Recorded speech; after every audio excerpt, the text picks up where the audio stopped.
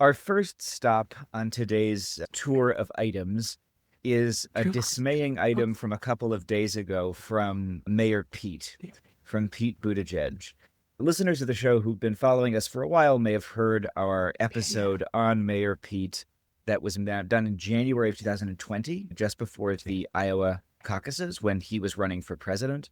We did that episode with Edna Von Ohm and Mac Folks. A quick side note, by the way, I'm co-curating a very small exhibition about the life of Mac Folks and the creative and intellectual output of Mac Folks at the Schwules Museum from August to November. It's called Graffiti Meets Levity.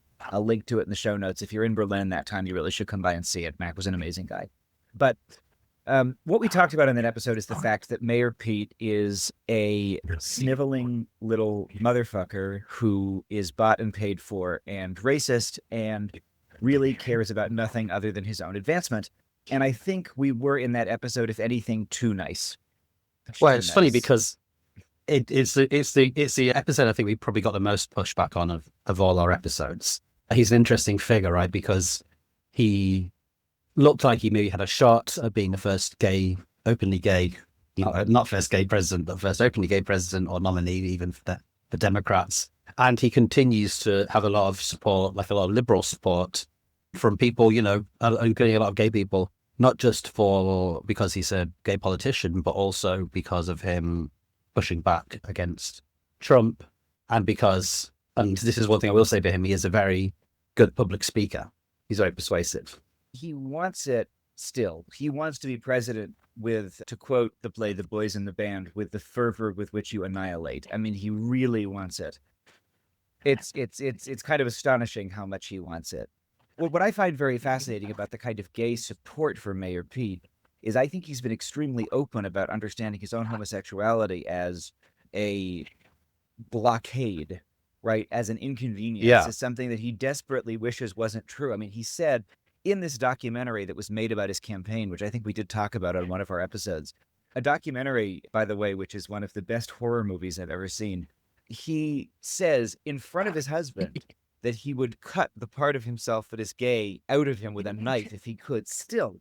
And the husband says, but Pete, you can't say that. Like, there's gay kids who are watching your campaign, for whom this is very important. Like, you can't send them that message. And he just doesn't respond. Like, this is someone who I think if you ever thought that Mayor Pete cared about anything other than his own ambition, cared about your life, cared about my life, cared about improving the world, cared about the gay community, if you ever thought any of that, you're delusional, because I think he is a transparent fraud and someone who transparently cares about nothing other than his own advancement. And, what's interesting about him, though, of course, is that one of his the major pillars that he uses to stand on is, I believe in the sort of America where a gay person can be president. That is, that's the dream of America.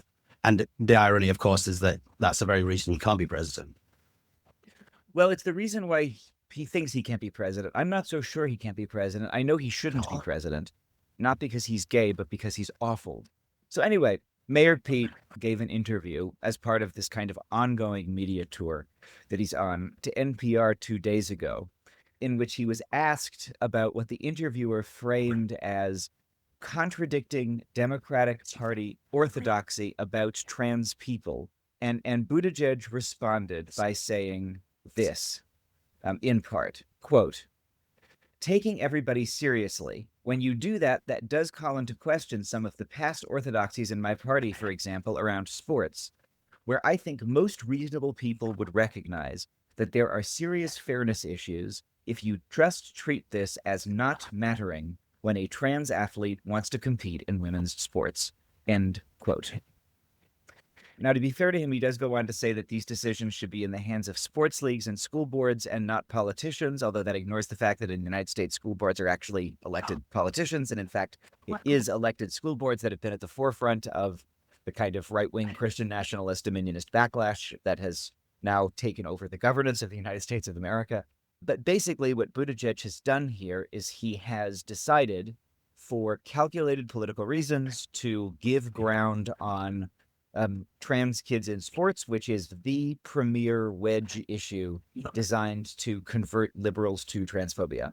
And this issue has been announced publicly by people like Chris Rufo, right, by the strategists of this murderous anti-trans, anti-queer backlash. as their plan for converting liberals to transphobia. And here, Pete Buttigieg has decided to publicly announce that he is playing right into their hands and that he is willing to feed transgender children into the wood chipper in order to service his own ambitions to become president. And what I would like to say is that I will never vote for this faggot ever, even if he is the last Democrat standing against Donald Trump or J.D. Vance. I will not vote for Pete Buttigieg for president. If you want a Democrat to be president, pick someone in the primary who is not feeding trans children into the wood chipper in front of me. That is my red line.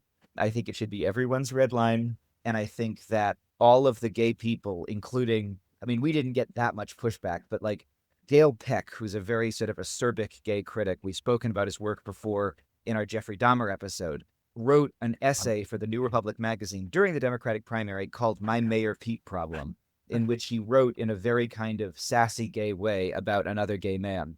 The New Republic actually unpublished the essay because Mayor Pete fans claimed it was homophobic. Dale Peck is owed an apology.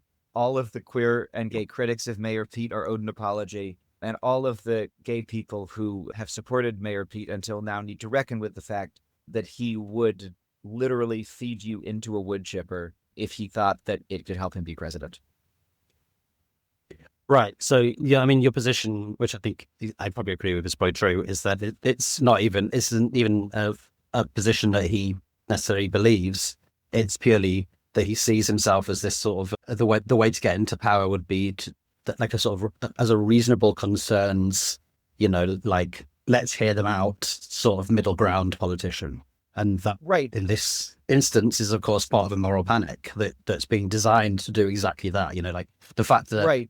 that trans kids in sport is such an issue has been created above other sort of issues, like, even more right now in the US than perhaps trans people using the public bathrooms, because it's something that's seen to appeal to liberals.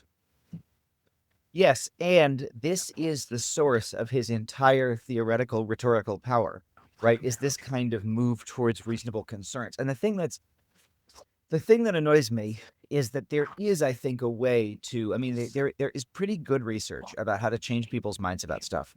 And what you do is you don't give an inch on the actual subject, but you acknowledge the shape of the concern, right? So I think you could even say something like, I also worry about I worry about kids playing sports. I worry about their privacy. I worry about their bodies. I don't want government genital inspectors deciding who gets to be on the girls' soccer team. And there's a way to kind of fight back on offense, right? And point to what these policies about trans kids in sports actually do.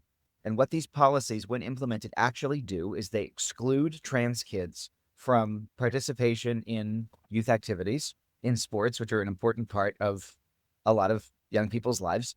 And they mean that for other kids, there is the constant threat of parents, sort of entitled Karen parents, deciding that your daughter is too good at sports to be a girl and forcing a government genital inspector to come and strip your daughter naked and look at their private parts to determine whether or not they're a girl.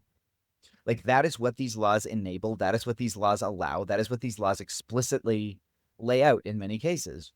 And you can take, I think, a stance against that is designed to win people over to the cause of trans rights, or you can do what Mayor Pete has done and decided that what the world needs is some sort of cut rate Indiana West Streeting and reasonable concerns your way into the trap laid out for you by a Chris Rufo, the trap laid out for you by these right-wing strategists, and participate in a kind of national pile-on where trans kids who just want to play soccer or whatever are somehow imagined to be one of the important issues facing the country and to require this kind of national level freakout.